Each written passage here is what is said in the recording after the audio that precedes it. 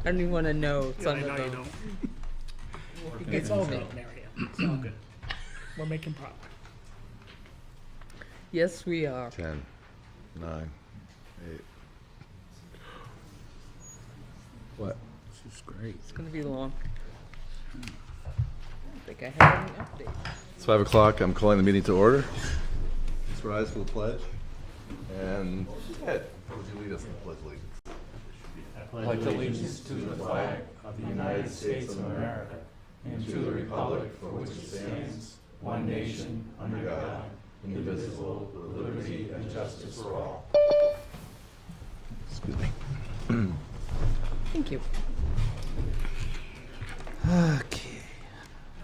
I will make a motion to I approve. haven't invited that yet, Ted, but Okay, good. first order of business are motions on the non-public meeting minutes for April 10th. All right, I'll make a motion to approve the April 10th non-public meeting minutes. Is there a second? I'll second. All those in favor say aye. Aye. Aye. All those who abstain shall abstain. Ted abstains. He wasn't here. I'll make a motion to approve the April 10th regular meeting minutes. I'll second. Any discussion? Seeing none, all those in favor say aye. Aye. Aye. Any abstentions? Just one. Ted abstains. The Select Board will meet on the following dates at 5 p.m. Monday, May 8th, and Monday, the 22nd, 23, excuse me. And all meetings will be held in the Town Hall and also be held in Zoom. Zoom information can be found on the town's website at plymouth-nh.org. And citizens wishing to be listed on the Select Board's agenda should notify the Town Hall before 12 p.m. the Thursday before the scheduled meeting. I don't have any comments. And we're kind of slim until we go to a hearing at 5:15. Very slim. And we just got Did we town skip manager ahead? report. Yeah, we could go to it. Want me to do my report? Or is Jeff Hills here? Not yet. Okay, We'll then, be here till 6. okay. All right, go for it. Okay. My report this week, a few items, not as lengthy as it typically is, but with regards to the welfare department, Mary Ann handled 23 cases that were requesting assistance during the month of March. She was able to resolve all the requests that were received. Kudos to Mary Ann for that. Grafton County ARPA funds. We submitted the Town of Plymouth's ARPA fund grant application on 4/18/23. Grafton County has allotted $50,000 each for municipalities within Grafton County. We designated the funds to be used for infrastructure improvements on Warren Street, Pleasant Street, Avery Street, and Merrill Street, as outlined by infrastructure improvements by Joe Fagnan. Annual performance evaluations are underway. Departments will have their evaluations back to Town Hall by the first part of June, and I've started the annual reviews of the department heads. Pease Public Library. I met with the Pease Public Library trustees on April 3rd, 4th, and 5th to conduct interviews for the librarian's position. We interviewed a total of 4 candidates, and on Wednesday, April 19th, I again met with the trustees at their monthly meeting, and they discussed their 2 final candidates in the next steps on their final selection. Recreation Department, such a wide variety of summer programs coming and rebranding for all ages, both children, teenagers, and adults. Lisa and Kelsey will be coming in on May 8th to talk a little bit about their rebranding and the programs that will be offered through the traditional summer camp and then individual camps that will take place throughout the summer. Town Hall sewer issues, the sewer line issues at Town Hall has been resolved. Bellamore was here on April 18th and 19th to start the work. Completion will be done over the next month. But right now, everything is sealed and confined, and the sewer pipe is not emitting any odors at this time. Recycling center construction. The construction of the back wall of the recycling center commenced on April 3rd. The work was completed on Friday, April 21st. As of tomorrow morning, the recycling center will be back in full operation as the baler had to be serviced and put back into the building. It was removed because of the construction. Town common trash receptacles. I met with Jim Kahn from the recycling center with regards to trash receptacles being placed on the common as the picnic tables are now back in place and starting to be used. The receptacles will be placed in the common starting May 1st at the CCC meeting back in March. And with regards to the Life Safety Services Agreement, I will be meeting with Tracy Claiborne on Wednesday, April 26th, to bring back some additional information to the board. Highland Street project, the request for qualifications of engineers that will be selected for the design portion of the Highland Street project was developed and put a lot of work into developing that RFP that went out. It was reviewed by Plymouth Village Water and Sewer. Jason Randall, who's here tonight, sat in with us on the interviews of the two engineering firms that had submitted proposals. We had that meeting on April 5th. HEB Engineering was selected for the design phase of the project. We will work with HEB over the next couple of weeks to move the project forward.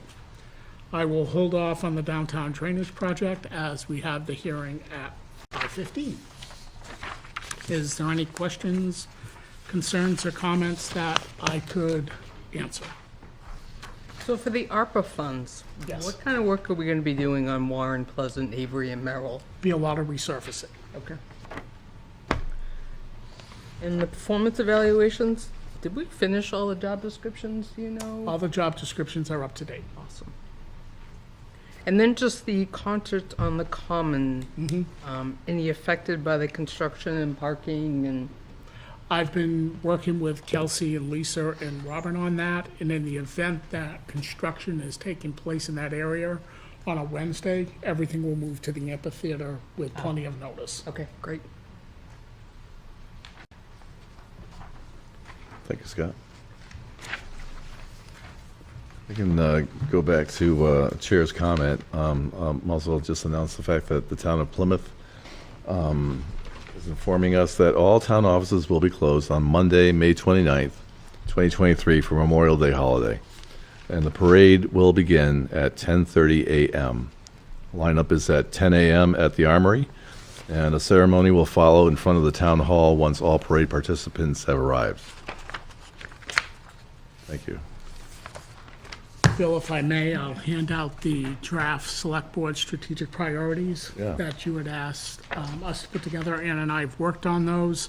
Like I said, this is draft. I would ask that you take these and take a look at them. In my conversations with Zach, we'll review these at one of the meetings in May. But just, I think you'll find them a little bit more detailed than what we have had in the past.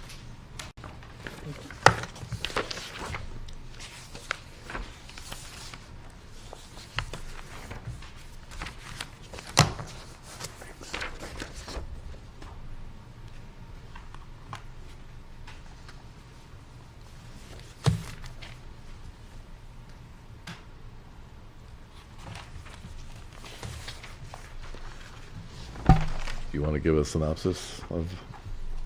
I'm sorry. You want to give a synopsis of? We got like 6 minutes, 7 minutes. So Let's see.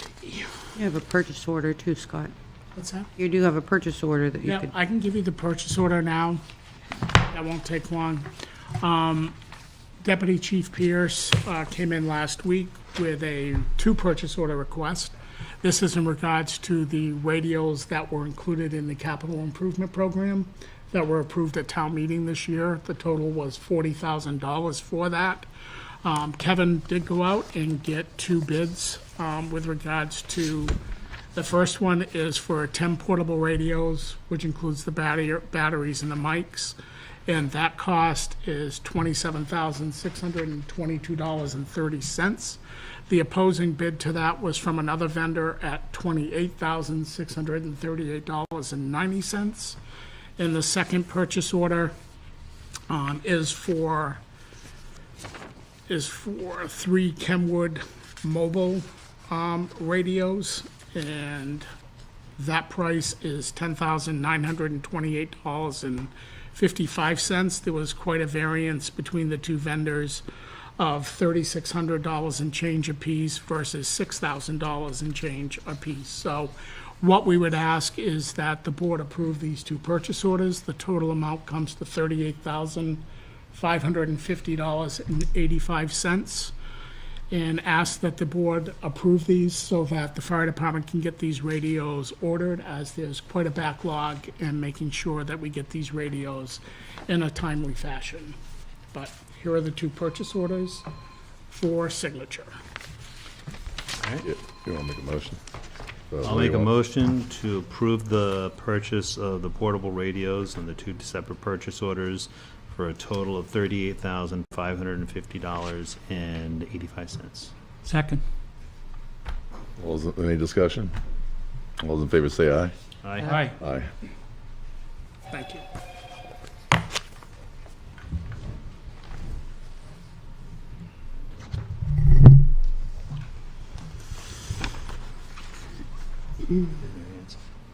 Shit. That's that scroll. Hey, hey, Just saying. I know, I hear you. I do have one other item with regards to health insurance, but I think it's going to take longer than the 4 minutes that we have to move through that, but we can discuss that after. We only got 3 anyway. 3.5. Ouch. You've got a signature item there. Yep. It's a denial for an elderly. It's for a tax credit exemption.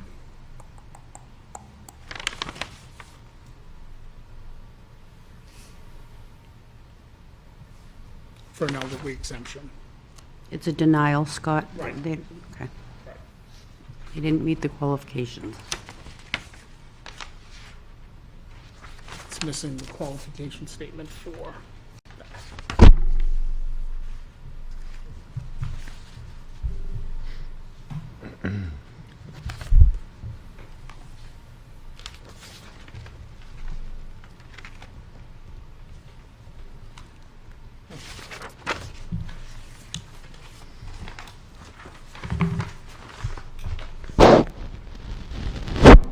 Oh, sorry. That was me.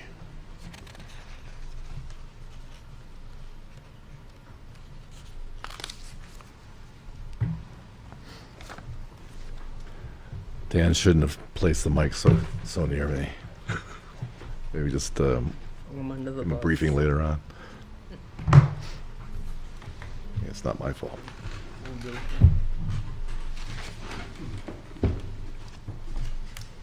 Well then, what about them Sox? Bruins, Celtics. How about the Bruins? Yeah. It was a The good day. Celtics too. Yeah. It's a good day. My daughter's in Boston now. She's like seeing Bruins games and went out to see the Sox, and she's in a good place. Nice country. Okie dokie. 40 more seconds.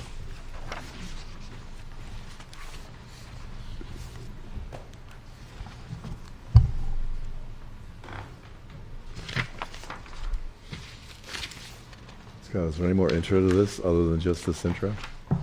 Yep. And then, Yep.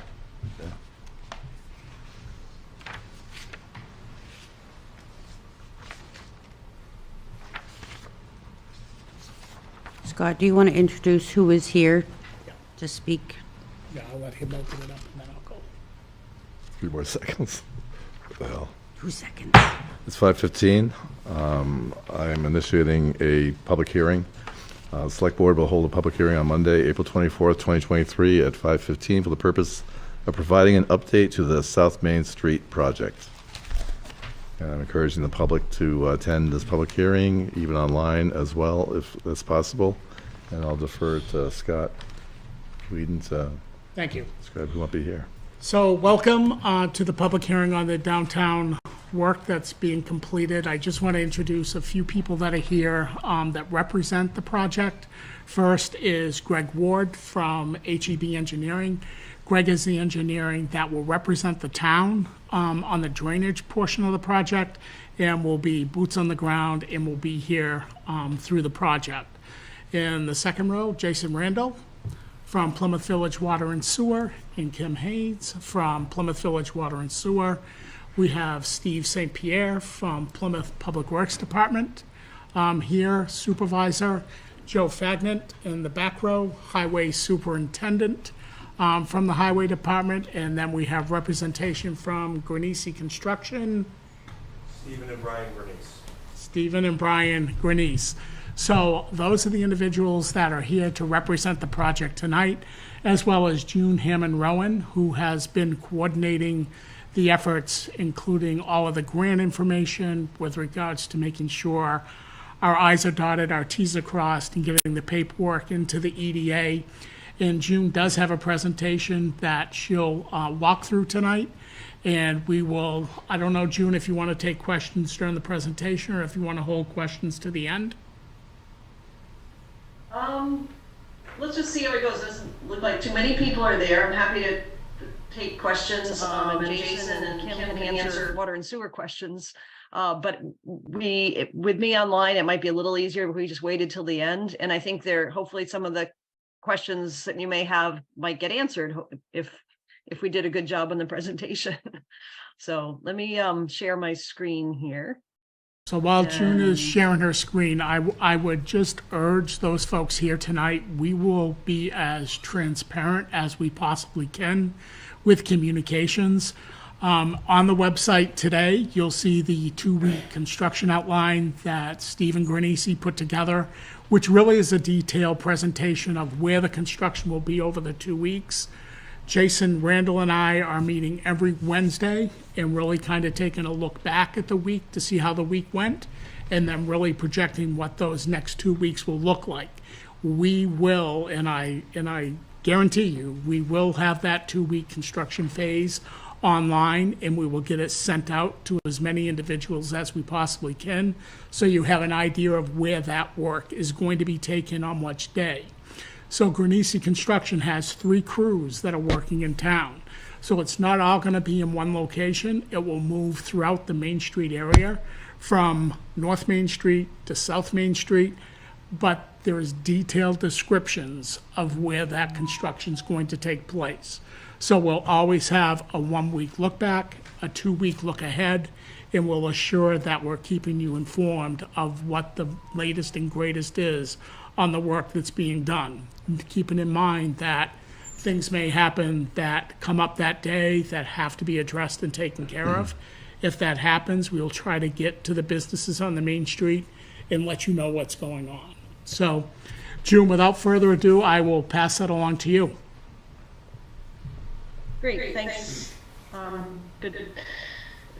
Thanks, Scott. Let's see. So originally we put this together really to talk about the downtown drainage projects, but we wanted to add in some information about the Plymouth Village Water and Sewer District to be able to kind of highlight that we have 2 projects, but we have 1 contractor.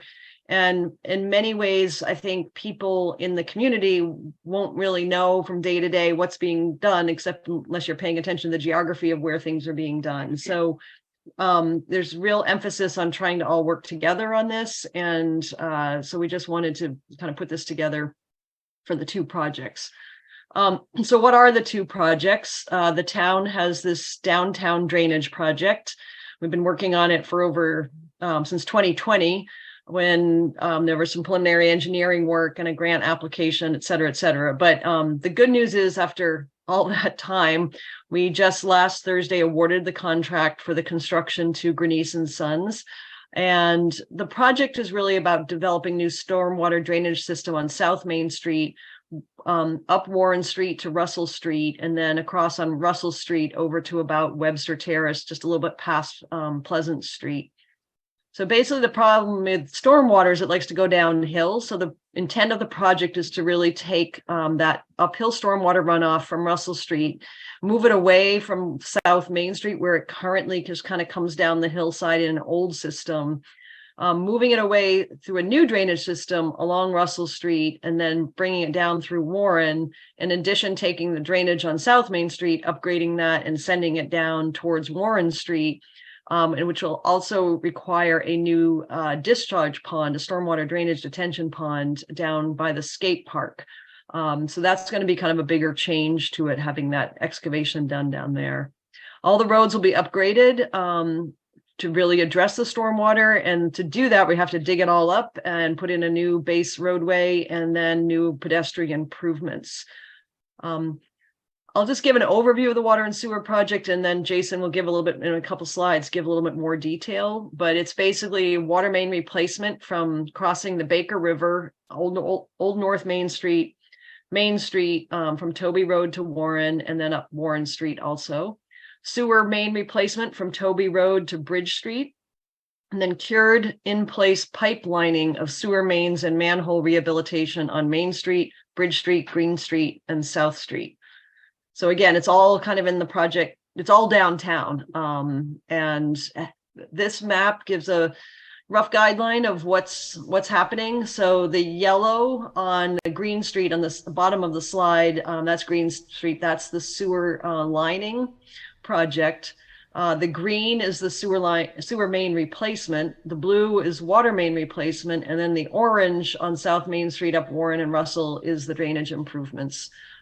With that pond area. Again, the exact spots are sort of approximate on this, but you get the idea. So you can see how it is a big impact on the community right in our main downtown, but the goal is to get it going, getting it finished. I think it's important, first of all, to obviously recognize the funding that we got from EDA, and also that Water and Sewer has from U.S. Department of Agriculture Rural Development. So these are big projects. The downtown drainage, the construction we're now at about 4.6 million. The engineering cost is over 600,000. So we're up over 5.2 million. And our grant is for 2.7 to help offset that.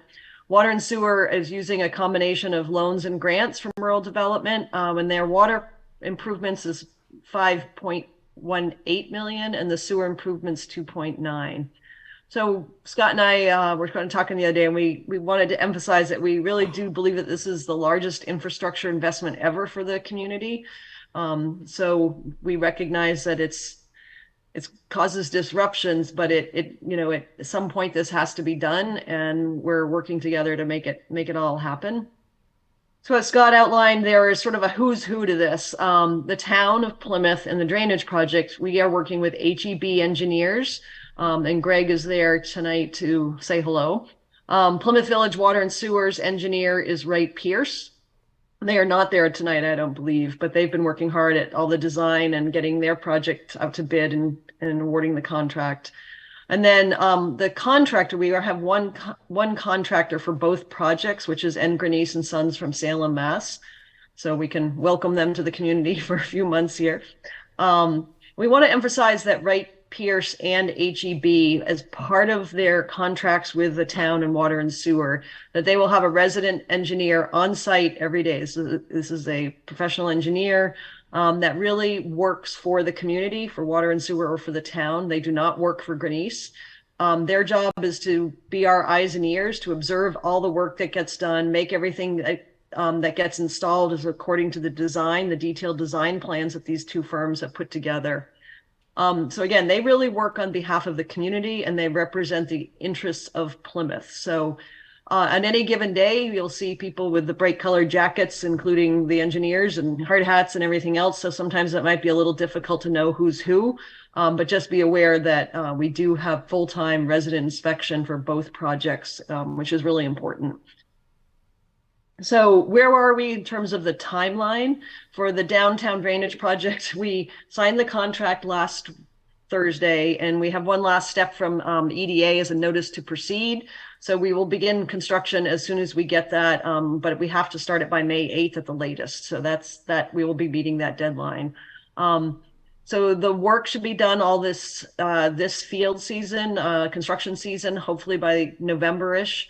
That will get all the drainage and all the rebuild of the streets in. But typically there's a base course of pavement it's called, put down. So then then it has time to settle over the winter, and the finish work for final paving, any restoration of slopes and things, seeding, et cetera, would be completed in the spring.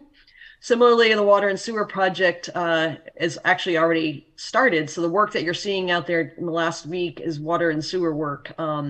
And that should also, all the underground work, the goal is to get that done this year. And then similarly have the finish work be in the spring. We have recognized that, that work, the schedule will be, as Scott has mentioned, and we have additional slides explaining it, will be posted regularly on websites. But the intent is to not work on holidays, and then some specific events, especially we're coordinating with the town and the university, like commencement and move-in days and things like that. We'll be working on minimizing construction on those days. So how is it going to proceed? From the drainage project, we're starting really, first, you have to start at the bottom. So it's going to start with building the stormwater detention pond, which is down over the embankment kind of by the skate park. And then the idea would be to work uphill from that to kind of start up Warren Street and over to Russell Street, but also at some point picking up the new drainage system into the southern end of Main Street. So as that gets going, but first we have to have a place to put the water. So that's why it's starting with the stormwater detention pond. And Jason, I don't know if you want to give a little bit more of this details about the water sewer project, because you're certainly more familiar with it than me.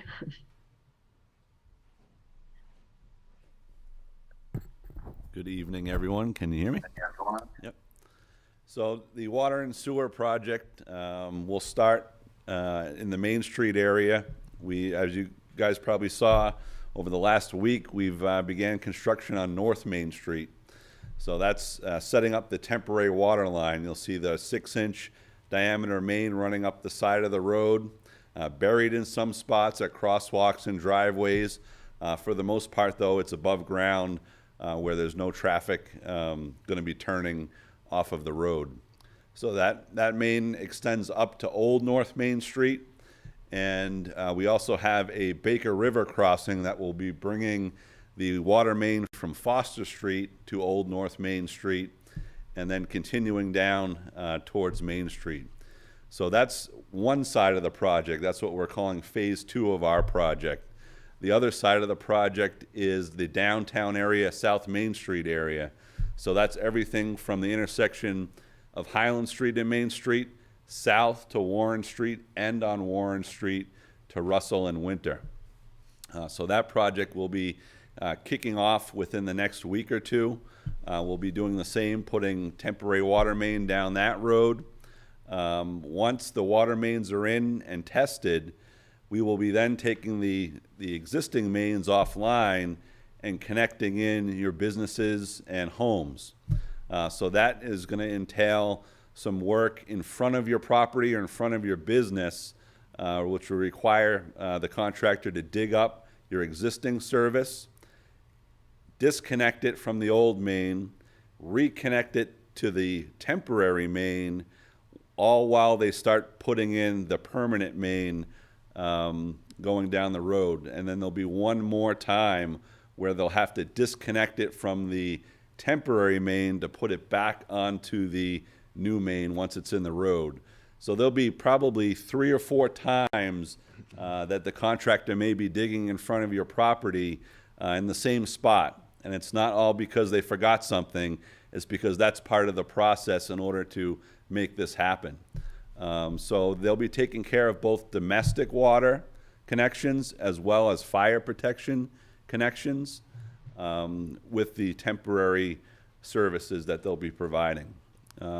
Also, within the last week, you may have saw some what we call sewer vector trucks, which are cleaning the sewer lines on Green Street and some parts of Main Street.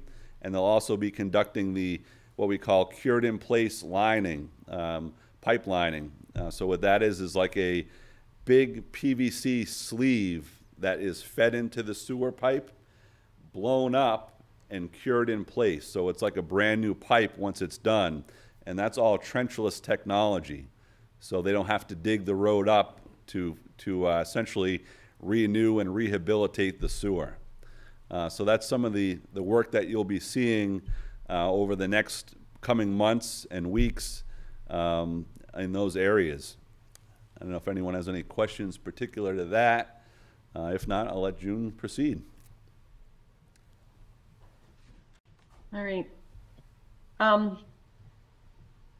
So that's sort of the general progression of work for the project. That is the intent. There will be weekly schedules posted on both the town's website and Water and Sewer's website. So I know it's hard to write all these websites down or whatever, but I'm sure we'll have this presentation posted on the town's website too, so you can look at all this.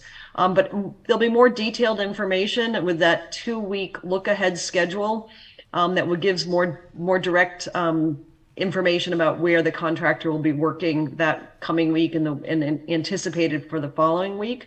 Of course, there's going to be issues and things that come up and changes will have to be made. But we're doing the best possible to make everybody aware and get information out onto that schedule. There's also going to be some email updates from Water and Sewer, and I believe the town's going to be working on having an email list too, that maybe at the end Scott can explain. So a big question always is traffic and parking. Contractors providing all traffic control signs and flaggers. Occasionally police might have to step in and help with some detail work, but in general it's the contractor's responsibility to work with a traffic control company to have that. So that's been up and going. The goal is to maintain traffic, at least one lane of alternating traffic at all times, but there will be times when that means it stops, one line goes through. After that slow, we've all been through that in construction sites, when one traffic is slowed one direction and then the flow of traffic gets flipped around. And that's the job of the traffic control people, to keep an eye on the number of cars stacking up and to try to keep things moving as best as possible. Again, sidewalk access should be being maintained throughout, even though it may be a little bit rough. But to be honest, in South Main, it's a little bit rough now anyway. If there's going to be any road shutdowns and detours, except in any emergency, it should just be a brief period, and the contractor has to give the town notice. So we'll be able to put that on the town's website or Water and Sewer's website. Again, barring any emergencies. So the goal is to try to keep it through alternating traffic lanes. Night work is going to be done occasionally, I believe even tonight. And then the contractor from time to time has to use parking places to store equipment and have their trucks and just be able to work safely as they're digging in the road. But we're trying to work to minimize that loss of parking. So we're trying to anticipate some questions that people may have, like, how do I know if there's, where the construction is going to be and on what street?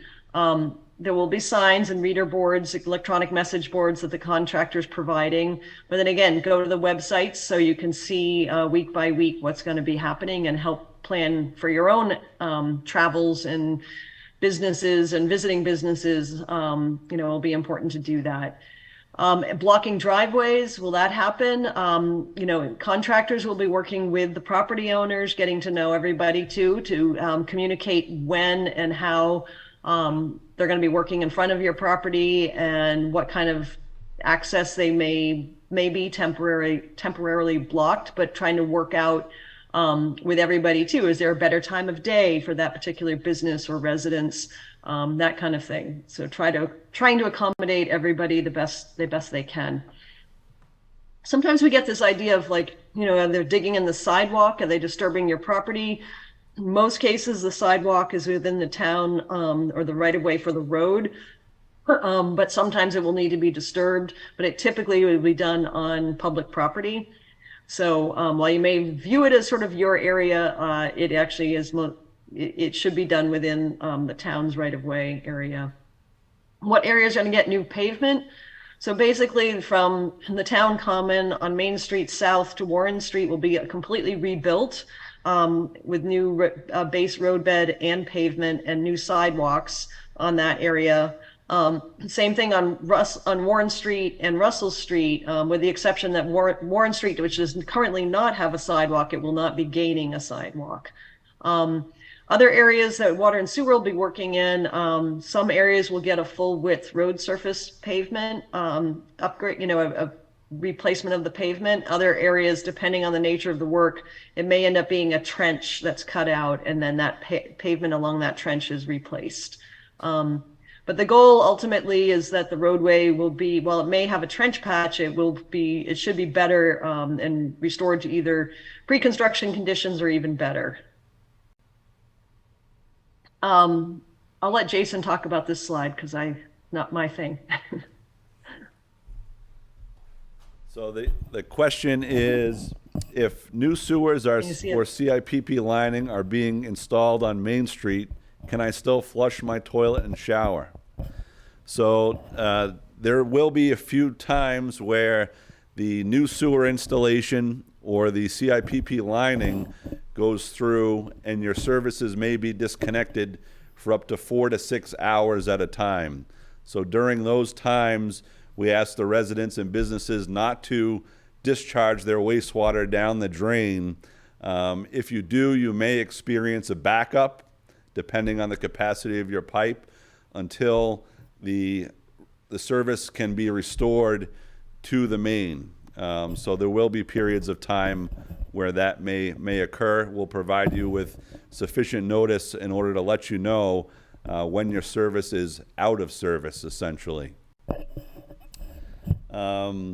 If new water mains are being installed on Main Street, will I be without water?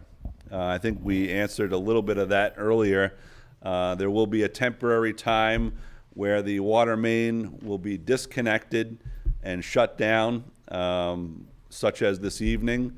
We'll be going through a shutdown to cut in new valves at the intersection of Highland and Main Street. So that's kind of the heart of our water system.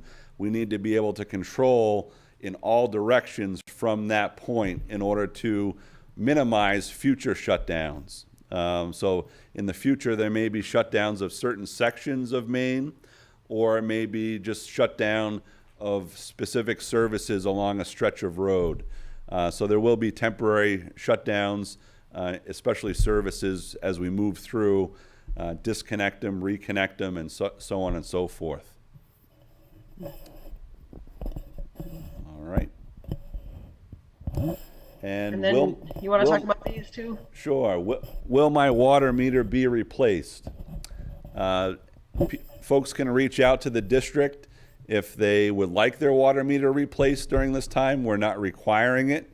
We may also reach out to homeowners and businesses of record that have an older or expiring water meter and ask them to get in their property to replace it. So a water meter typically lasts about 10 years before the battery starts dying on it, and the meter will slow down. So you'll see a reduction, a trending of downward usage over time, and that's the time that we replace the water meter.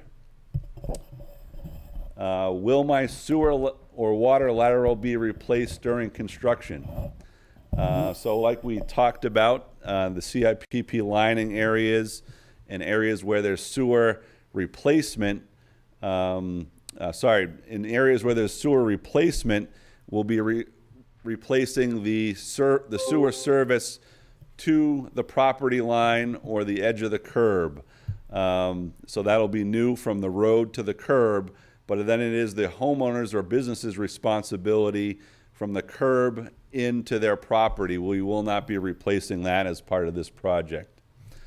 The water laterals will be also the same. They'll be being replaced to the curb stop in all areas of construction. In areas of downtown that is just getting the sewer lining, the sewer services will not be replaced. So those are services that we will not be excavating or touching during this time. So I'd urge you to reach out, though, if you think you need a sewer replacement or repair during construction while the road is tore up, to reach out to your own contractor and coordinate with the district to replace that sewer. I think I covered all of that. Yeah. Okay. Sorry. Since I'm running the slides, it was hard to see you, and I can't see you to know when you're done. But I think it's just kind of things that we really want the community to remember is it is two distinct projects with one contractor. Grenice intends, is my understanding, to have 1 to 3 crews working at a time. So there may be all 3 crews working in the same spot, or they could be spread out in different areas. So just be aware that there might be, it looks like multiple things happening at any one time because there are multiple crews, but it really is ultimately, in our pre-construction meeting the other day, it was stated that, the goal is to make progress every day. So I'm sure we will, and it will be complicated and disruptive, but the sooner we get it done, the better. As Jason mentioned, often in this type of work, you see the contractor digging up a place multiple times, and that's just due to the nature of the work. That's going to happen. Part of it's about requirements to close the road at the end of the day and come back in, later on, or connecting temporary lines to permanent lines, that sort of thing. So it doesn't mean that there's mistakes made. It's just there's going to be, it looks repetitive, but that's just the way it goes in this type of projects. The other thing is that, the workers for Grenice, there's lots of different skills and types of workers, from laborers to heavy equipment operators. And because of our grant requirements, we have to make sure that we understand, it's really the part of the engineers to help us understand who's doing what. We have some reporting requirements about that. Sometimes we see people standing around, but it may actually be they just have a pause while some other labor or equipment operators coming in to do their job. And so they just step aside and kind of pause for a bit.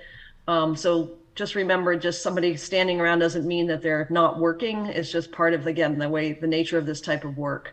We really want to ask everybody to not interrupt the work, and safety, of course, is very important. So walking by, observing, that kind of thing, please, it's not fair to Grenice to get too close to it. Just please keep back, let them do the job, and that will help make everything more smooth. If you have questions, calling town hall or water and sewer is definitely the way to go. Contact information here, phone numbers. Hopefully, people can find everybody that they need to talk to on a daily basis if needed. And I think that was kind of the last. So I put this picture on there thinking that sooner or later we will truly be at the end of all of this. We'll take a few months, but we will get there. So are there questions that people have? One thing I'll just follow up with is, on that last slide is my cell phone number. Please do not hesitate to call my cell phone. Greg and I are going to be best of friends through this project, as well as Steve Grenice, Brian Grenice, and Tom Grenice. We'll all be best of friends. They'll get to know me very well. I will be out there daily talking with everybody. But if you have concerns, comments that you need us to hear and address, please don't hesitate to call. Our town hall staff will be updated weekly with the schedules that are in place. So if I happen not to be in the office, Ann will surely be able to address it, or one of the other ladies in town hall will be able to take your concerns and get a hold of me. But I do not plan on taking any time off during this project, so I will be around. I will be an ear that will listen to you. I may not be able to solve the problem right away, but I will work with Greg, and we will make sure that your concerns are addressed. So don't hesitate to call. We understand this is going to be disruptive. We understand that it's going to cause some heartache for people. But the best thing we can do is to make sure we're being transparent and we're communicating to you so you know what's going on. I can't change the schedule, but I will assure you, you'll know what's going on a daily basis. As of tonight, the shut-off that will occur starting at 10 o'clock tonight, the fire department will have a special detail tonight because we know that water is going to be shut off on the main street. So we will have an engine crew available all night. Whereas typically in the night, the ambulance may be running to one of our contract towns, Ashland, Rumney, Holderness. But tonight, we will have an engine available in the event that something unfortunately occurs. We will be prepared for that. We will have a detailed police officer down there tonight for the duration. And I think Deputy Chief Pierce is going to be around for a period of time from a life safety perspective to make sure things go right for us down on the main street. During the road closure, there has been a detour plan provided and posted online, so Renisi Construction with their flagging crew is well aware of that. But again, questions, concerns, and comments, please don't hesitate to call. We understand there is going to be lots of them, and we will be here to answer those questions for you. So I don't know if anybody has any specific questions, but we have the folks here that can answer those questions if you have them. So actually, I have a couple. Tonight, I wasn't sure if the night work was starting at 7 or is all night work starting at 10? The water shut-off will be at 10 o'clock. They will put equipment into place around 7 o'clock tonight. Okay. So they will start their work, getting equipment in place and getting the materials they need in that location. But the water shut-off is scheduled for 10 o'clock, and it's scheduled to come back on around 6. Great, great. And the water disconnection, when it affects businesses, how much notice, other than emergencies, how much notice will we be given? Typically, it's 48 hours notice, Okay, great. but if there's special considerations or accommodations that we can make beforehand, we ask the businesses to reach out, let us know. If there's something critical one day or another that they require water, we can try to accommodate the best we can. Great, thanks, Jason. The other thing that we'll be doing, Dan Salzer from our PBTV, is we will be launching a newsletter this week. As part of that newsletter, we will post it over across the street at Monte Cafe Alto, as well as other locations as warranted. But we're also going to blast out a sign-up for our newsletter. So you'll be able to receive the newsletter via email or by text. And Dan will be sending that out probably Thursday or Friday, I'm guessing. So please sign up. It's very similar to what Plymouth Village Water and Sewer is doing, but we want to make sure we are able to communicate the information effectively out to you as the construction proceeds. Any other questions? Or I got a stupid question, and I'm pointing it at Jason, but you mentioned the fact that, you know, with the sewage lines, you're going to do an insert and then like expand it. I just can't picture how you're going to do that. And then you said like you're going to do it for like a 3 to 4 hour shutdown, and then accommodate cutting it into the different, you know, houses and such. Is it, you know, when you expand it, is it like? Yeah, think of it as like a balloon Yeah. that you put into the pipe, and then you blow it up, and it stays that shape. Yep. And then they come in afterwards with a tool that'll actually cut out Yep. the services at each connection. Okay. Seems like a logistic nightmare, but all right. Bill, it's And- very similar to what we did in the basement here at Town Hall. Oh, yeah. Is it heated or not? It's just blown up or what? I believe it's a thermal reaction Okay. that cures it. Interesting. Thank you. Does it reduce the cubic volume capacity of the pipe? No, I believe it's I'm not sure the exact thickness of it, but it's similar to PVC at the end of the day, same pipe. It'll actually make some of our sewer lines smoother. It'll give it a better flow coefficient, and it'll actually take out the joints. So at the end of the day, it's like one big pipe. Yeah, okay. There's no more joints, no potential for it leaking beyond that unless something cracks or breaks. Neat. I have a question online, if you're willing to take it. Yes.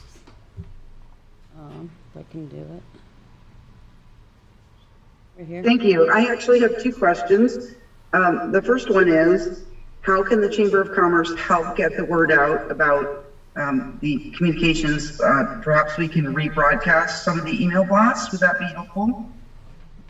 Absolutely. I will get your email address and I will forward you all the communication materials that we have. Wonderful. We're very happy to do that. My second question is about the parking situation. I know a number of our member merchants have mentioned to us that they're concerned about what's going to happen with parking. And what I heard so far was that you guys are looking at that. So I'm wondering, is there more information about what you're looking at and how can we help with that? Sure. We've actually gone out and done a parking inventory of some of the downtown properties, both public and private. We have not explored with any of the private folks yet, but Excuse me, Jason, do you want to approach a mic? Thank you. Sorry about that. So we have done a parking inventory of the downtown area, both public and private. We have not yet reached out to any of the private entities to explore parking agreements at this time, but we do have a map of public parking that's available. We'll be willing to share that with anyone that's interested.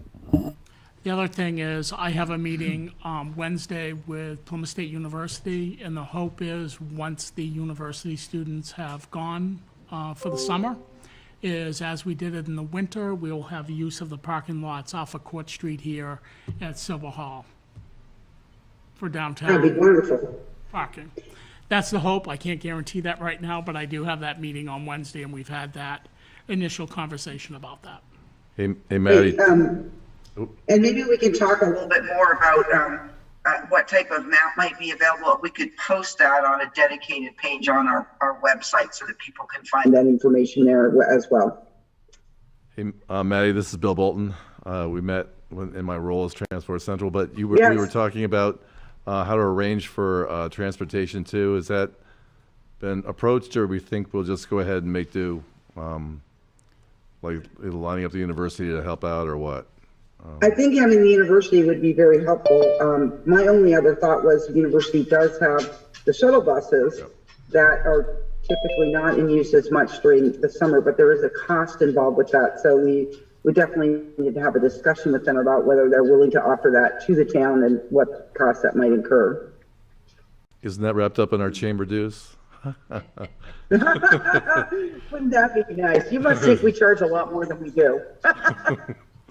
Well, thank you. If Thank you you. could send me an email and I can respond to that, Absolutely. Thank you so much. you're welcome.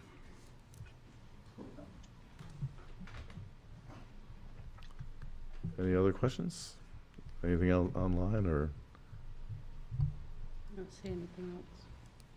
any of the downtown business persons?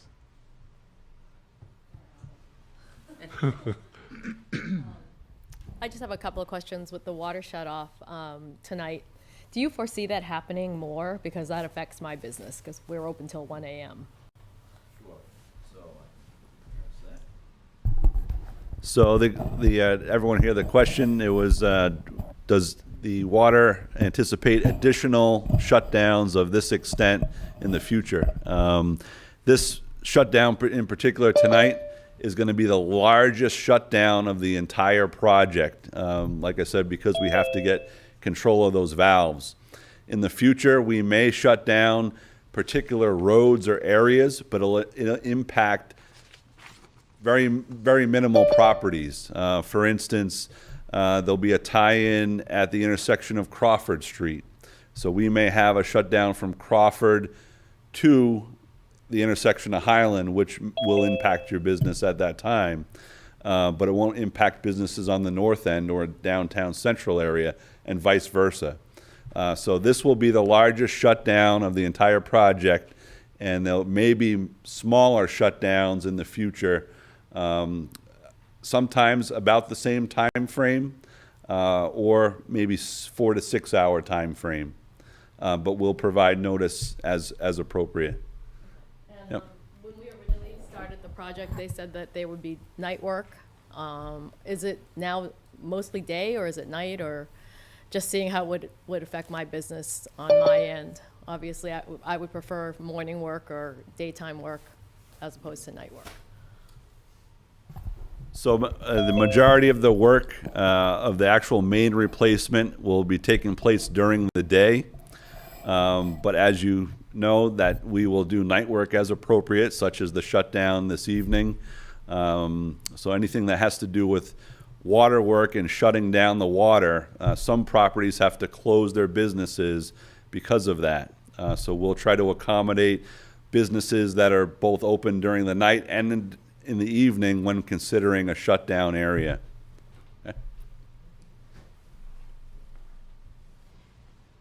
So there was one chat. Can you read that? No, I can't. I'm not So the blind. question was whether or not June's presentation will be available online, and Okay. June responded to that it would be. All right. Thank you, June. I mean, it's on the town website or the town / water and sewer or, It'll be on the town's website tomorrow. okay.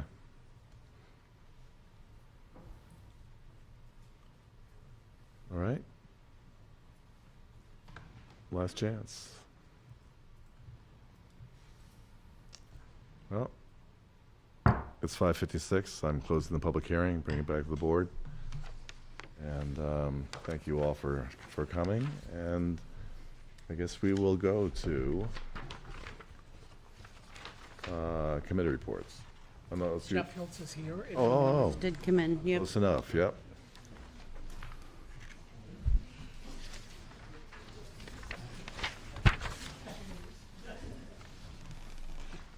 So Jeff, do you want to approach, actually, there's no seat there, but, We'll get him a We chair. can make a comment this evening, sure. Jeff, you want to come up? Yep. Kevin?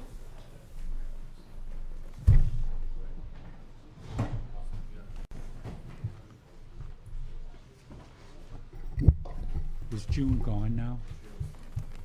no, I mean, no, she'll I be, just want to thank her for an excellent report. Right here, gentlemen. I didn't hear you. I'm sorry. It's okay. Gone. Hi, Kevin. She is still on there, Neil, if you wanted to Are say. you still on there? Yeah, I just want to thank June for an excellent report.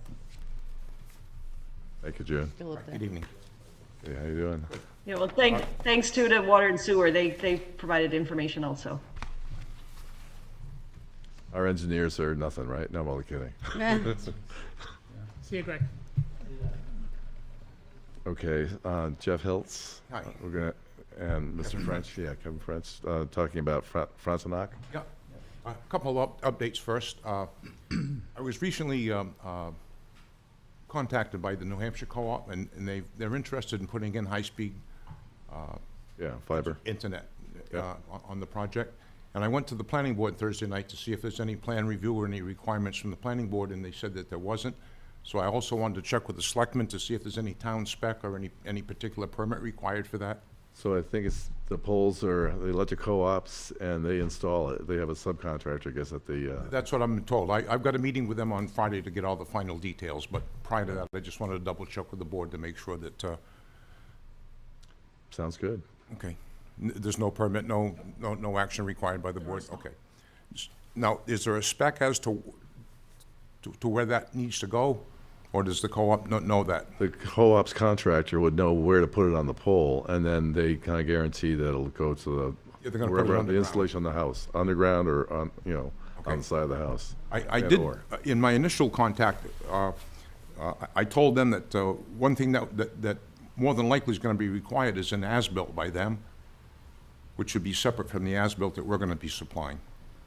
The co-op wants an as-built? No, I do. I'm assuming you're going to want to know where it is when you take the road over. If it's underground service, we probably will know it's going to be in the underground service. Okay, so you're not concerned as to the location of it? Oh, well, because all the rest of the Has to be town. in your right of way. No, I understand that, Neil, but I thought for future reference, you might want to know where it is. I know that the co-op, with what they're putting on the poles and what they're putting underground, they do have the architectural drawings for that. Okay, all right.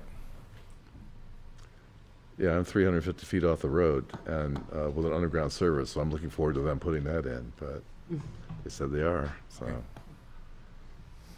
All right. Then a couple other things, then Kevin's got some things that we'd like to ask.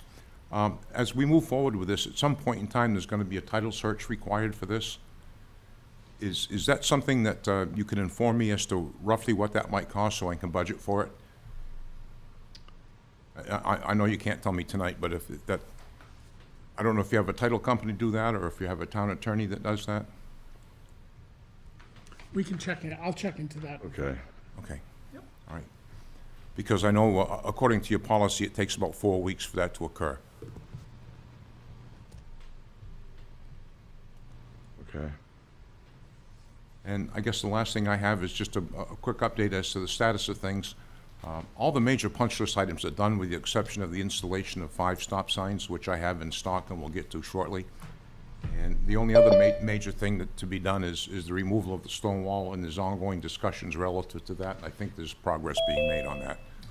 I would agree with that. There is progress being made on that. Kevin and I met this morning with a family up there, and it seemed like that issue has been resolved. With regards to the stop signs, I would also mention the street signs as well. Jeff, The street signs are up. are they in accordance with the, Scott, I honestly couldn't tell you because I didn't put them in. I don't know, Okay. I don't know who put those in. I'm gonna have the highway department just check on those because I Sure. don't think they meet the MUTSA, specifications for street signs, which is updated. Okay. But we'll get that to you as well, Steve and Joe, if we I can check with Joe at some point in time. and- That'd be fine. Okay.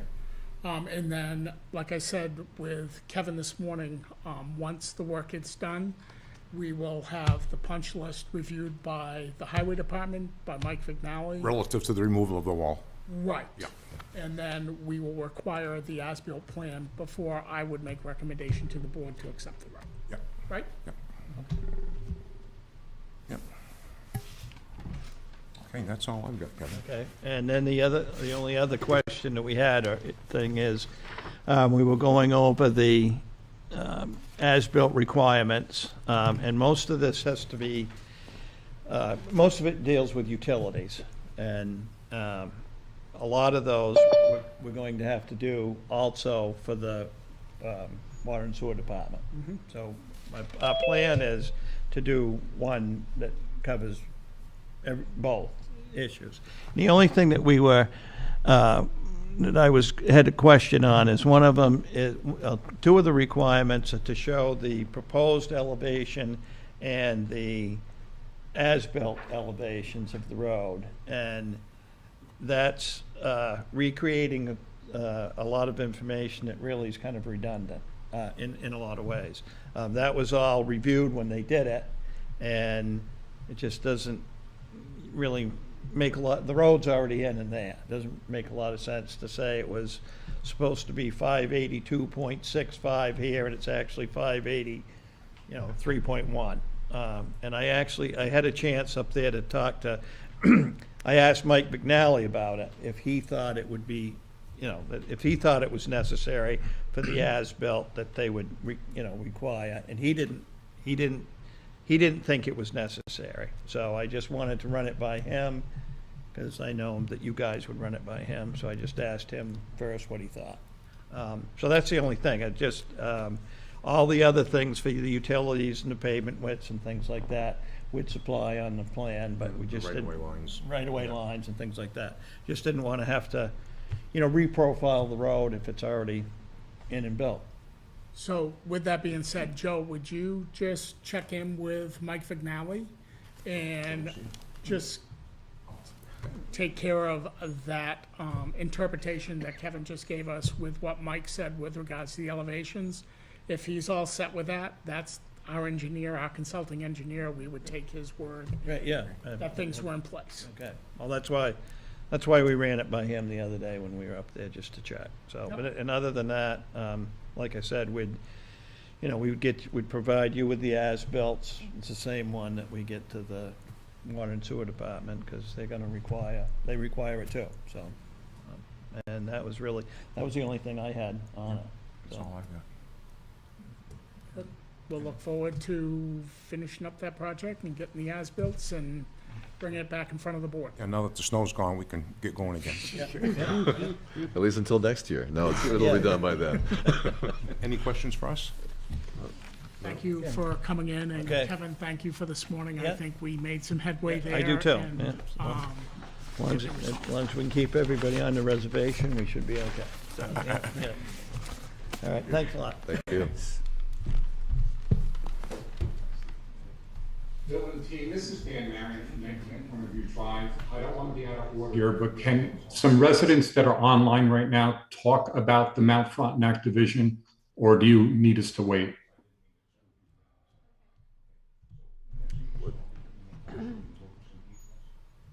You want him to come back? Yeah, is that appropriate at this point? Yeah, So, I think we can- hey, Jeff, just a moment, we have some people online that want to ask some questions. if you don't mind. Depends Okay. on what the question is. Kevin, you want to come back up because you may. All right, thank you. And Dan Marion, you wanted to ask a question? Yes, thank you. And first of all, I want to thank both Mr. Hiltz and his engineer for coming to this meeting. We understand that he was at the last meeting of the planning board as well. Transparency is always a good thing, so we really appreciate the fact that you're coming out and giving the respective boards some updates. If I had to put a meter of not nervous at all being 0 and being really nervous at 10, I would gauge the community as being between 5 and 6 on the road department or the road dedication. As far as a nervous level, it used to be at a 10 and it's been ratcheted down a little bit as a result of some progress that we've been seeing in the development. So that's a good sign, as well as what you have presented today is also another good sign. Where the nervous meter is at 10 and it continues to be at 10 is the water and sewer dedication process. I want to refer back to a letter dated back February 23rd of 2006, where the then administrator, Carol Kennison, provided Jeff Hiltz a letter indicating to stop work because nothing's been inspected. And then a month later, on March 23rd, Carol Kennison provided another letter to Jeff Hiltz.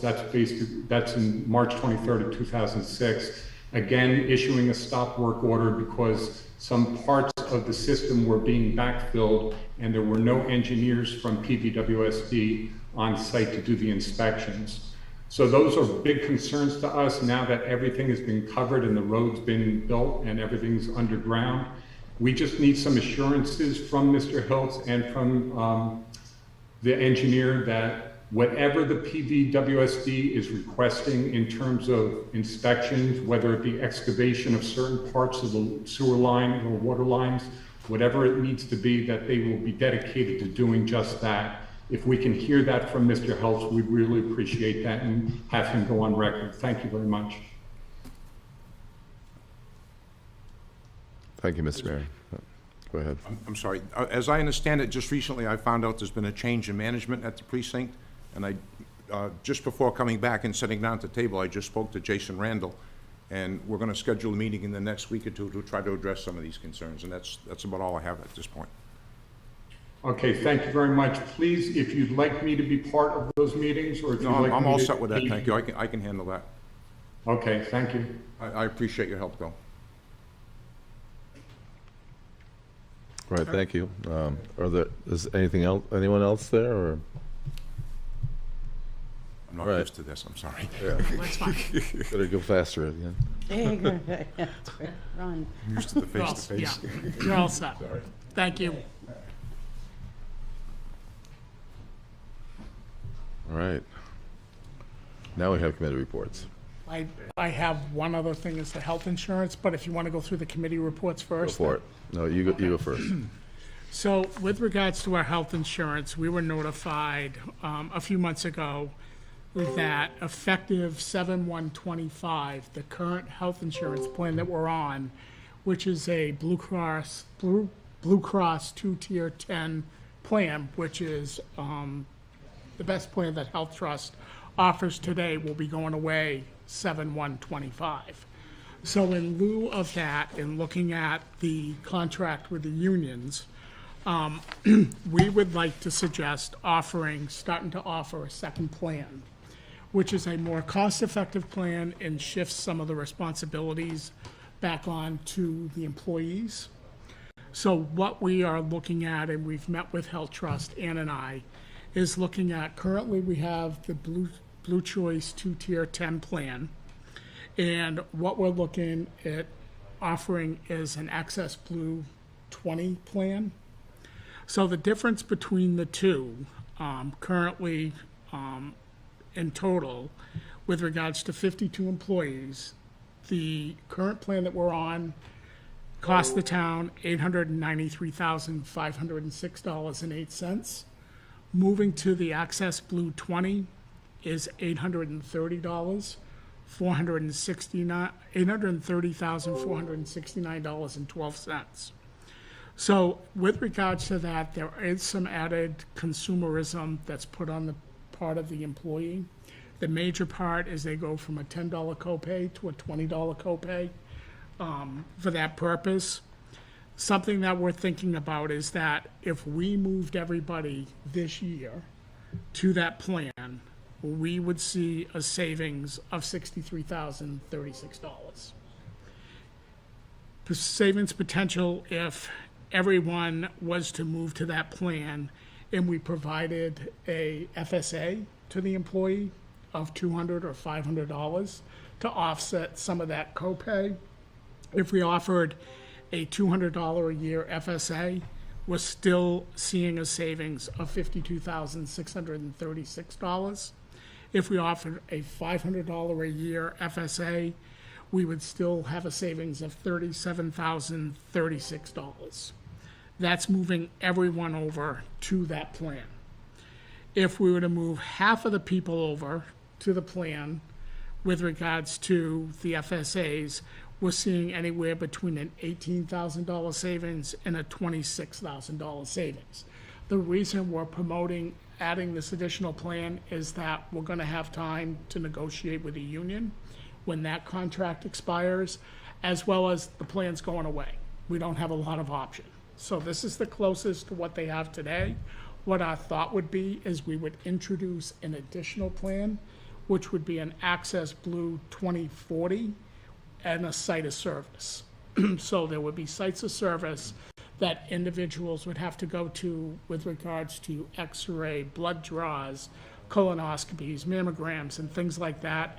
But this year would be a first step in moving folks to an AB 20 if they elect to move. And we would see a cost savings. And in order to move them and give them a little bit of incentive, would to provide them with an FSA for the purpose of making the difference of that copay, but we still would see a significant savings of what we're doing. A lot of numbers there, but I have no problem with like suggesting that you move to a plan that that's the unions currently have, and if you need to target an FSA, I take it the 40 plan is a $40 copay. If the 10's a 10 and 20's a 20. That would be the next plan that we would introduce is the 2040, 20 for your PCP and 40 for specialty. Yeah, And okay. again, that's a significant savings even over the AB 20 plan that we're going to ask for this year. But we've got to move from the BC to tier 10 because it's going away. Nobody's going to be eligible for that plan. We're grandfathered right now, but again, 7/125, that plan goes away. Some of the things that I've looked at over the last couple weeks is what our medical trend is. So if we look at medical trend for Health Trust overall, it's 4.5%. Our medical trend this year was minus 2.9%. So we're doing well. We've got departments that are participating in wellness activities. We've got departments that are using consumerism on where they go, how they use their medical benefit. And I think we can even save more as long as the employees are willing to understand the medical plan. Where most of the cost is absorbed is when individuals don't understand their medical plan and how to use it effectively and efficiently. So we will continue those efforts. I will say the fire department last Friday had Health Trust Wellness in to present to the entire full-time staff. Hopefully we'll see some engagement. We already do through the fire department, but we will be moving through each department to get them to understand their medical plan through benefit educations and wellness programs. So what we're asking for tonight is to be able to add this additional plan, this Access Blue $20 copayment plan, and for you to consider whether you want to offer a $500 FSA or a $200 FSA. And I think that's your decision to make tonight. Either way, there is considerable savings. Okay, thank you, Scott. Any discussion? You want a motion? Well, but yeah, let's, yeah, sure, go ahead. Go for it. I'll make a motion that we option for the new plan to the offerings. Second. Okay, Neil seconded. Any discussion? Okay, there is discussion. So what would you recommend as far as the FSA, or just leave it up to the town manager? Well, we use the base on decision, I'm not sure. Base decision on moving? Right, no, the FSA from 200 to 500, clearly, there's a savings. There's a savings, and I think it's a bigger incentive to move employees to the more cost-effective plan. There's going to be a savings regardless. Right, just the amount. Absolutely. And so what I hear from you is that we want to incentivize people as much as possible to move to the new plan. And so in my mind, there's a savings even if we offer the $500, and that is the bigger incentive to get people to move from where they are now. You're roughly seeing a $19,000 savings if you move them to the Access Blue 20 with a $500 FSA. Is there a reason why we'd give them an option, or did you lock the? Are we locked into? The union is locked into. No, I mean the other employees, the employees that we're talking about, as far as.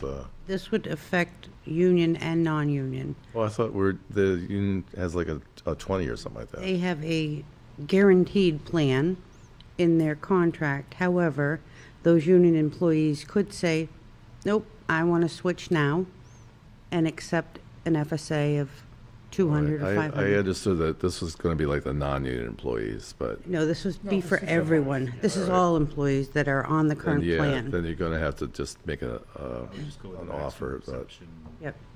FSA and. It sounds reasonable. Does everybody agree, or? Well, I think we should have a copay that's reasonable, but it has an incentive to not abuse the plan, and we don't want to create a situation where the employees aren't getting the best benefits. And remember, that FSA, if it's not spent, comes back to the town as well at the end of the year. Yeah. And along that line, I would, since we were talking about education, if an FSA is something new to these people, I think it would be great to have an opportunity for them to learn how to use it. Absolutely. We've been offering FSAs for at least 10 years that I've been here. Adoption rate is what? We have 5 employees that take advantage of it. So really, for the practical purposes, no one's using it. And this is going to be new to all of them, with the exception of that 5. Right. I'm assuming you're one of them. I am. What's nice about it is they'll get a Benny card. Yep. So when they go into a doctor's appointment, they give them the Benny card, it's taken off that $500. If they get a prescription, it's taken off that Benny card. If they go to physical therapy, it's taken off that Benny card for the copay. So the out-of-pocket is very minimal, but also introduces a higher level of consumerism. They could have a 0 out-of-pocket if they don't go to the doctors much. Yeah, with this Benny card. Yep. We want them to go, though, if they need to. Absolutely. Absolutely. We would encourage them to. So the option is the 20 plan and a $500 FSA. I would make a motion that we suggest the $500 FSA to encourage adoption. I'll second. Second. Oh, you got Oh, it. man. You snuck it in. Close. Oh. Any further discussion? Seeing none, all those in favor say aye. Aye. All opposed, nay. Ayes have it. Thank you. So next, around this time next year, we will come back before the board again with potentially a third plan, depending on what is out there at that time, but just so you're aware that we will come back with another recommendation at that time. It will introduce further consumerism on behalf of the employee. Yes. The next plan we introduced. Yep. Okay, good. Very good. Committee reports? That's all I've got now. All right. So it says. Any further comment on water and sewer, or? No further comments. All right. Only because I left my You notes. squeaked out of that one. See ya. Good night. Water and sewer are leaving the building. So, planning board, there was, Yeah, we had a meeting on April 20th, and I was there.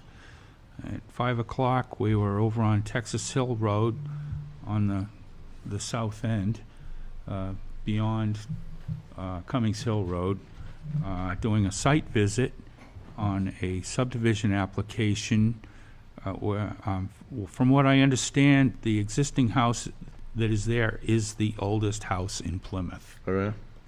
Well, there was, And, you know, it'd be sad to see it torn down, but it's not in very good shape. So we visited the site. Some of us got ticks. There's a wetland, goes right up through the middle. The applicant wants 3 lots on a 3.5 acre lot. It's really tight. He hired a septic designer surveyor who managed to get subdivision approval on the 3 lots from the state, and he got septic design approval on one of the lots, which was probably the most difficult lot. And so after extensive participation from the public, we considered the application and felt that we did the right thing by approving the application for 3 lots. okay. There's a lot of question about whether or not the road is going to be up to, you know, the road doesn't meet spec. Right. And in mud season can be a real problem. It's a pretty tight road. There's going to be more traffic on that road. It's a dirt road. Several more houses will be going in. Yeah, In when addition to you those. get up to 50 cars a day, you have to pave it, really. It's cost prohibitive to maintain it. Unless the road is declared to be a scenic road. Historic or something like that. Yeah, well, Bell Road is not paved, and that gets more than 50 cars. but- Yeah. Yeah, take a look at it, though, especially this time of So, year. then we had Jeff Hiltz came in and made a presentation to us about where he stands on Frontenac development. The problem with the stone wall in the right-of-way is being resolved. That was one of the pinch points on his application, and you heard from him tonight too. So he's making progress, and we were informed that Don Jutton is being replaced by Karen Haynes at Plymouth Village Water and Sewer. Kim Haynes? Kim. Oh, why? How would I get Okay, Karen? Kim. It's Kim. Yeah, Kim. I thought it I've was- dealt with yeah. her before. And he's coming back to the planning board on June 15th, which is our next meeting. Let's see. That's Jeff Hiltz is coming back? you said? Yes. Frontenac Development. Okay. I'm working my way down to another application.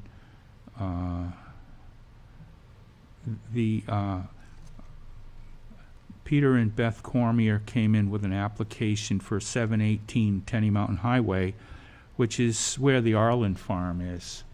And they're not the owners the owner is Marilyn Zabin, and they have some arrangement with the owner to set up a business selling sheds. And I guess they had a place where they sold sheds in New Hampton, but they're not going to be there anymore. And so it's not going to affect the access road that goes down by the little cemetery where my 6th great-grandmother is buried. And so everything was fine. We discussed all the sign, how they're going to have signs, how they're going to maintain it. They're not going to have any facilities on site, and that application was approved by the board. And then we had Marilyn Costa, who lives at 103 Yetton Road, put in an application for an accessory dwelling unit, which I believe is a mobile home. And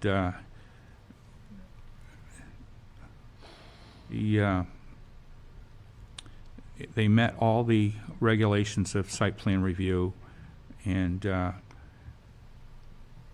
we approved that application.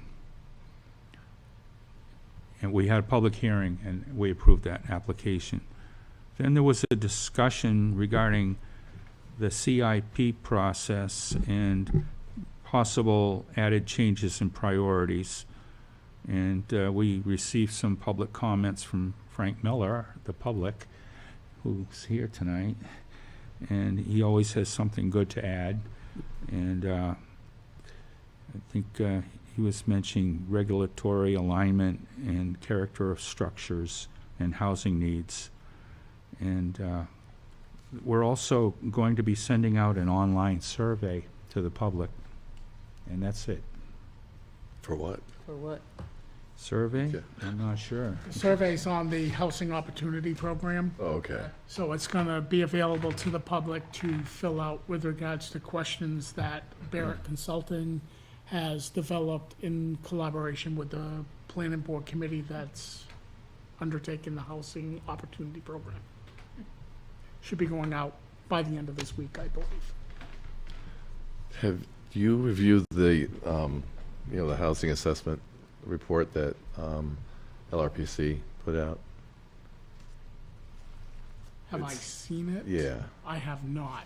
All right, I should bring it in. I thought they were going to send it out to everybody, to tell you the truth, but it shows what the expectation for every community in New Hampshire, as far as like how many housing units that they need to add by, like 2025 and 2030. So they've come up with numbers, and you shall meet these. So. Yeah, if you can get that to me, just so I can share it with Judy Barrett. I'm sure she might have it, but at least we can make sure she does have it. Yep. Yeah. Sure. I think we were going to discuss with Judy Barrett what we could do about maybe saving some of the old houses in our town, having a policy there. Sounds good. We can make Have a discussion anyway. duplexes, triplexes, quadruplexes out of them. That's what the House wanted, the State House. But, That's what they're talking about in Concord. yeah, they put a bill in, didn't fly. I think they were asking just too much. But. So when's her meeting? When's the meeting that? There's going to be a Judy meeting soon, right? 15. Yeah, there'll be a June meeting, another public meeting held on the program. I don't have the date in front of me, but, Well, they were talking June 15th. okay. That very well could be it. I think it's gonna be held at Plymouth Elementary School again. Okay. I know Joseph had reached out and scheduled that with them. Okay. All right. CCC. Oh. Nothing happening there until late summer or fall, depending on how you think about it. Okay. Plymouth School Districts. Okay, I'd like everybody to bear in mind this was a month ago, so since I was not here last time. So I attended the PES version of the meeting on 4/3. They did talk a lot about their care awards that they had going out. They had a state champ from something on PES going national. I can't remember what it was. It might have been a spelling bee. Is that correct? Yes. Oh, okay, good, thank you. Heard a From voice. beyond. I heard a voice. I wasn't sure where it came from. They were going to do some realignment of sewer pipes in April. They had a number of things, more building infrastructure type activities that they were taking care of using ESSER funds, dishwasher, HVAC installation over the summer, and some tanks that are getting installed soon.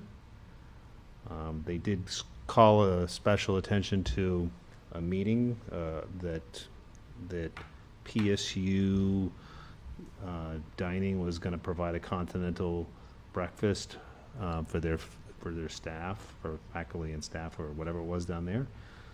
So that's a good thing. They talked about move-up night, which has already occurred like a while ago now. Additionally, they went into some detail about the last day of school being June 16th, and that their graduation being on the 15th. A number of different activities in athletics, a secure classroom drill in March. Their wrestlers reached New England's. They specifically called out sports physicals that had occurred on 3/23, and their spring sports kicked off now on 4/3. Is that the high school, or is that? This is elementary school. Elementary? They're making adjustments to their travel release forms. So essentially what they're doing is they're giving parents the ability to sign off on them being able to pick students up from away games that they're attending. Normally they'd have been required to come back on the bus, and it's like, well, they're already there, why are you forcing them to come back? So they're making some adjustments for that. They did detail the calendar for next year. I'm not going to read it out because it's really theirs, but essentially the first day of school is August 28th. That's probably the most important thing on there for most people to be aware of. Skipping over to the high school, I attended that meeting on 4/4. They welcomed Lisa Ash as the new chair, and they have a new vice chair, and that's Christy. I didn't catch the last name. And then the principal's report at warp speed as usual, and hard for me to write down as quickly. Cultural Arts Night was on 3/16. That was a big success. They had a musical fest in Bow on 3/18. They had 3 students qualify for All-State this year. And spring sports started on the 20th of March. I'm trying to read my writing. They had testing. I'm not sure that I can't read my writing there, but testing in April for 9th, 10th, and 11th graders for the state tests. And the PSU is hosting the senior class and a breakfast and lunch. I don't remember the date on that, but I'm sure that's a recruiting initiative. Yep. Not that I fault that. And that's when they went into more or less non-public. Did it say Did anything you- about when the last day of school is? 6/16. Oh, it's 6/16. I don't was think it? they specifically called Yeah. it out. So, Bill, just to go back to the Housing Opportunity Program, the minutes from the last meeting indicated that the next committee meeting will be on June 6th. And it says it's at 5:15. And at that point, they didn't have a location, but they are going to hold it at the school. That's my understanding. Yep, so June 6th. Okay, thank you.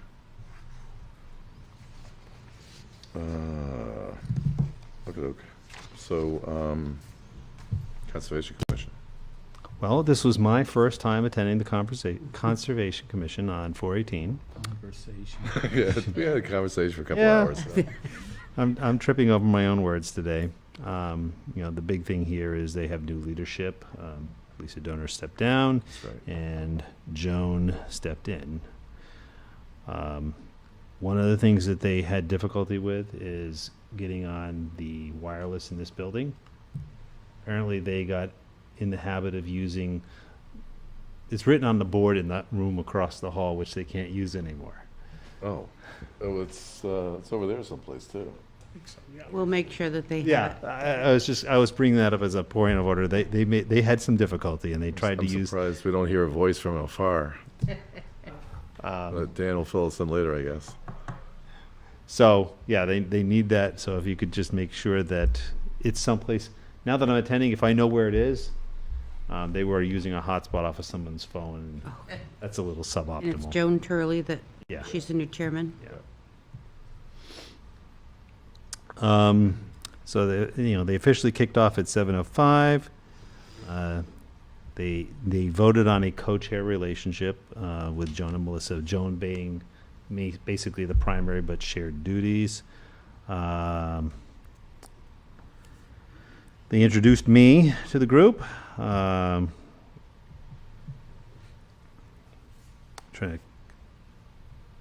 They asked the groups to come up with personal bios for posting on their information document on the web. Planning. Trying to remember my details here. So they talked in the planning about a housing meeting, workshops that people, again, this is long enough ago now.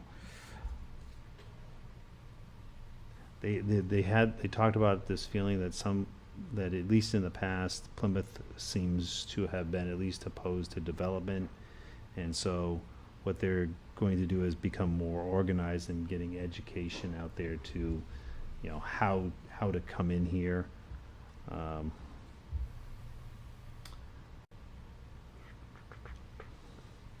They talked about trail work. They have a number of different dates that were set up to do some of these activities. They had just had one.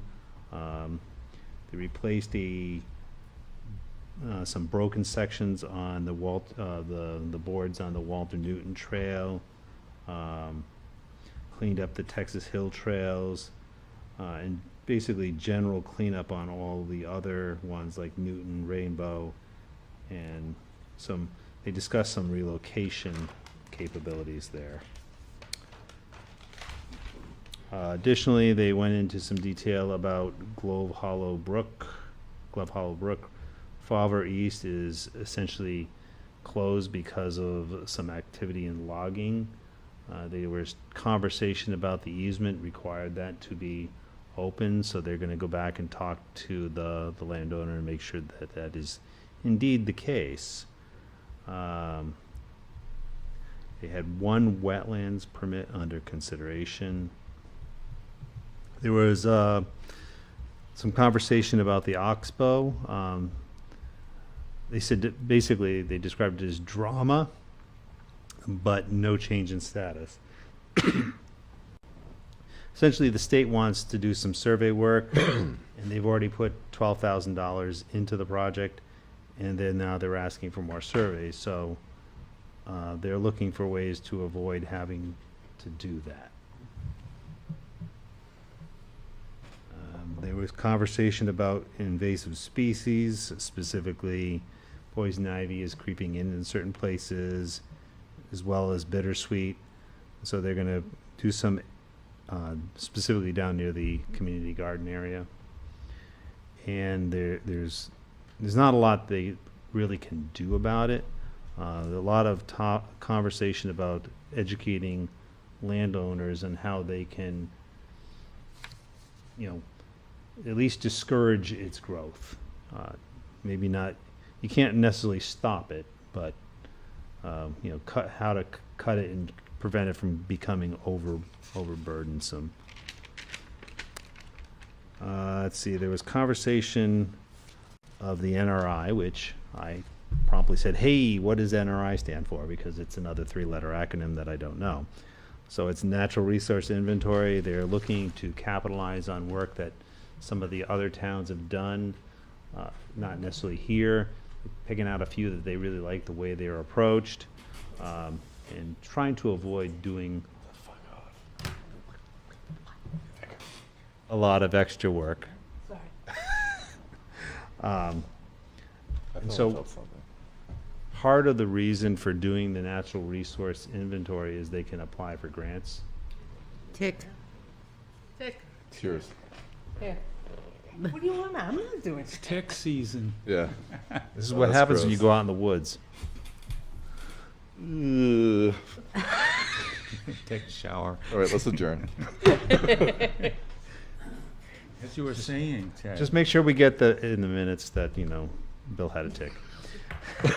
In my eye, yeah. All right. So they need to have an NRI, in the degree of detail in it isn't necessarily as important as having one in terms of being able to apply for some ARN funds. So they plan on developing one based on ones that they've already seen. Still. All right. As Bill entertains us here. Save some money at the same time. Yeah, I think that's it. You got it. It was fun. Do you need a match too? Do I match? What, like a match? with the lighted. You're going to study it? No, I usually either Scotch tape actually is like the best thing. So, And that concludes my ever so entertaining, thank you, Bill, Conservation Commission report. Thank you. thank you. I'll get better at it. Yeah. All right, so capital improvement. So Zach is not here. LRPC. I went to a. Now I feel like. People watch. So I went to the Lakes Region Planning Commission and Executive Committee, and I did discuss the fact that we apparently were number 2 in the TAC, and became number 3 through some probably unfortunate inclusion of like two parts of a project that should have been only one part, and just expressed my concern, and basically it was a done deal, and it was unfortunate because they didn't communicate what they felt that was more like a better project for Laconia. They could have at least involved both our town manager and Jonathan, not Jonathan. Joseph. Yeah. So, it was just not well done, and hopefully they'll be better in the next 10-year thing. And I guess their suggestion was that, Joseph said that it basically we could find the money. So theoretically, I guess we could, but it's 4 million, or at least 4 million. And even with grants, I guess you still have to do like a 20%, copay or whatever. Not copay, but Match. Yep, match. So it's kind of disappointing. Anyway, they have the annual meeting coming up. It's going to be at the the church landing in Meredith. And I got to sign up for it, I guess. Something like May 30th or something. I can give you the real date and time. And that was pretty much it. Okay. What we got? Parks and Rec. No report. Ted time. Parking committee. So we worked with, gosh, what's his name, Brian Frost? Yep, Frost Electric. Frost Electric, thank you. Regarding this solar project down by the senior center, we got a quote from him to do all of the work, poles, and a little over 20 grand. So we took it to highway, and Steve Yes. gave back, the town could do about $2,500. Okay. Is there like a grant kicking around maybe, or? I would imagine Just, so. I don't know. Look at that. Who could do it? So the town is going to do the electrical portion as well? It's So just there solar. really is, Solar. right, it's solar, so there really isn't electrical work?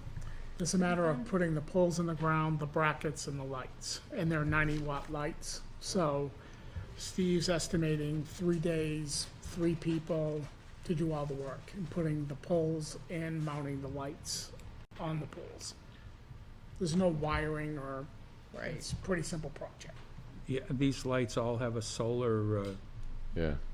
unit on top. Correct. Yes. Correct. Be about 15 of them, if I remember correctly. They go all night. Some are on timers. Yeah. Do they go up and down if somebody has a motion detector? Or some of the lights will go up brighter if somebody's near it. Says, I don't know, to look at the specs. What Steve was I looking can, I can check more on the lights. Steve did put the plan together and sent the information to us with regards to the brackets, the lights, that we'll be using, and they were the same lights that Frost was using, for the project as well. I still think it'd probably get like a couple of grants going or something like that. Or maybe get the Energy Commission to kind of like pursue it, because they're going gangbusters, so. Well, we're also looking at taking the money out of the parking budget. Yeah, okay. Trying to get Or that. plenty of money there too. Anything else? Or? That is it. There's no parking. All right, Energy Commission. They are seeking opportunities to pursue grants for doing solar light projects. I'm kidding. I'm sure they could, but they've already done quite a bit this past year, and what they intend to do is to go forward with a facilitator to do a strategic planning session, and the first session is going to be on May 1st, and we are, well, actually, I'll read you the goal and outcome. Be themes of ideas that would transform into measurable goals, which will guide action plan that would be created in a future session. And, using the solar array project, write down at least 3 things that went well, 3 things that were challenging, 3 things that might do differently. And then for the future, it would be basically, performing goals that's centered on a bylaw mission statement.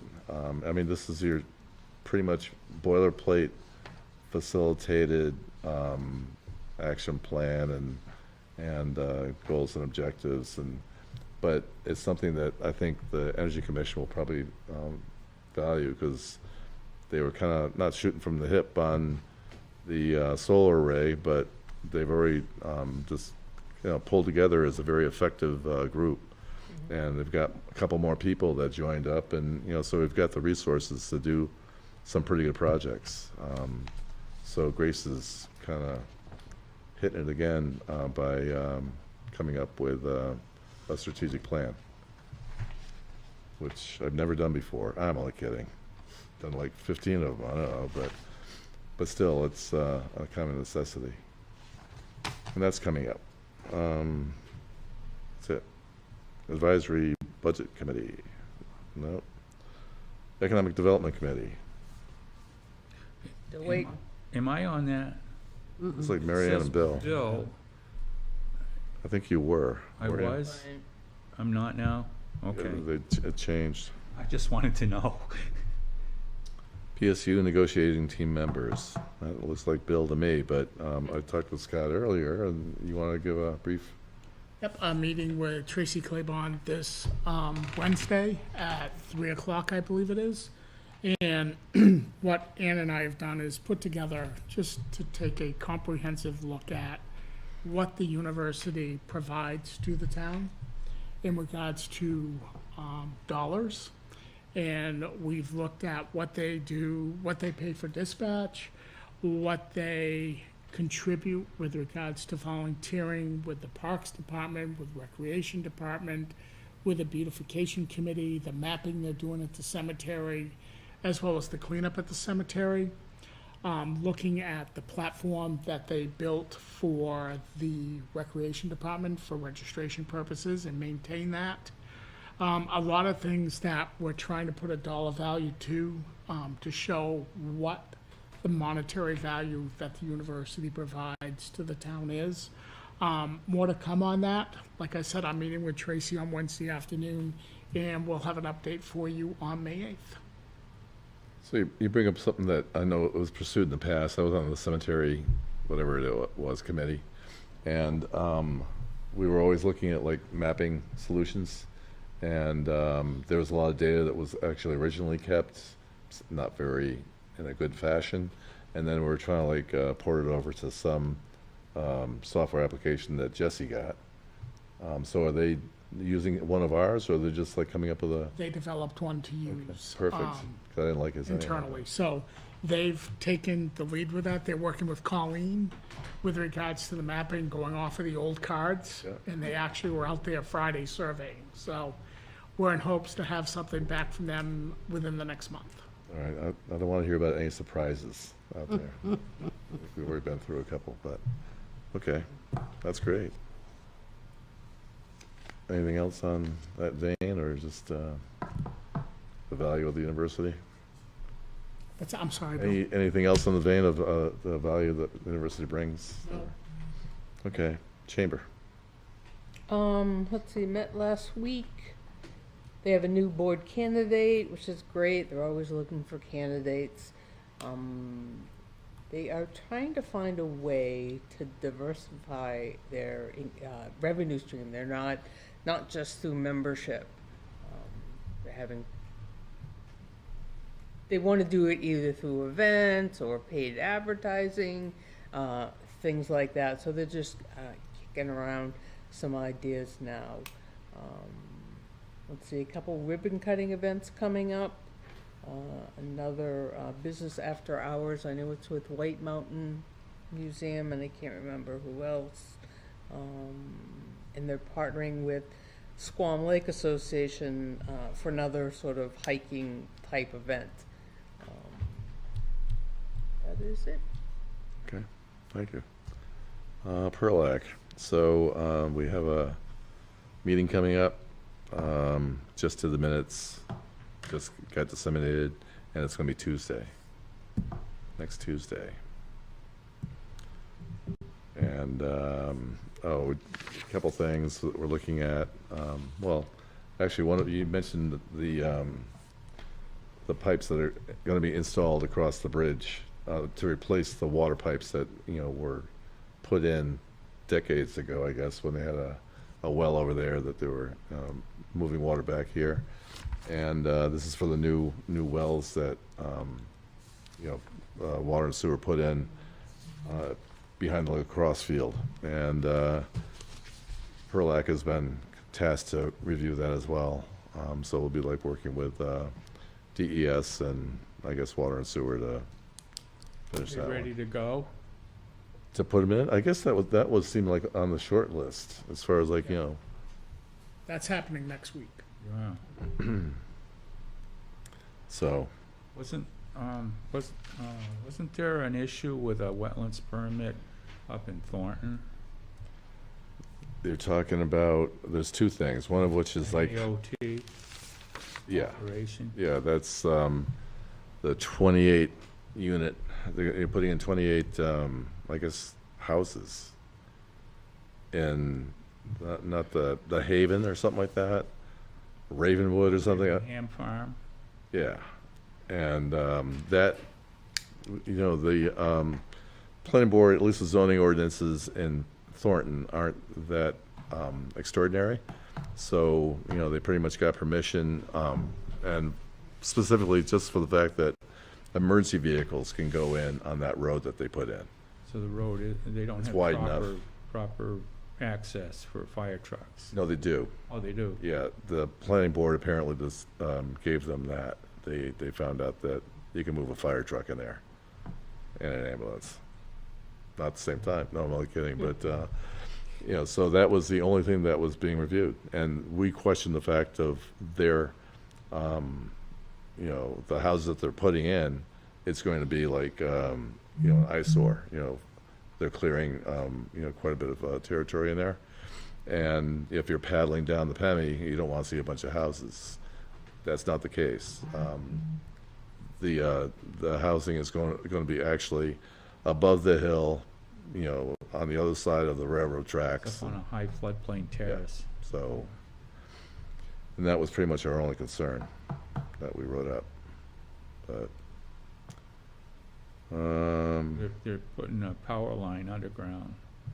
yep, I mean, they did that early, you yeah, know, they, yeah. All right, that's it for me. Any other items? Any public comments? The public has no comment other than it was an excellent meeting. Thank you, public. In that case, I have imaginary ticks on me. I know. I'm feeling a little itchy myself. Thank God that guy's not moved since, with a pen. Assume we don't have anything for Did a the little public? heart operation on him. Yeah, unfortunately, the patient died, but, so, understand your motion. Make a motion that we adjourn. Second. Ooh. See, I'm real close to him now. All those in favor say aye. Aye. Aye.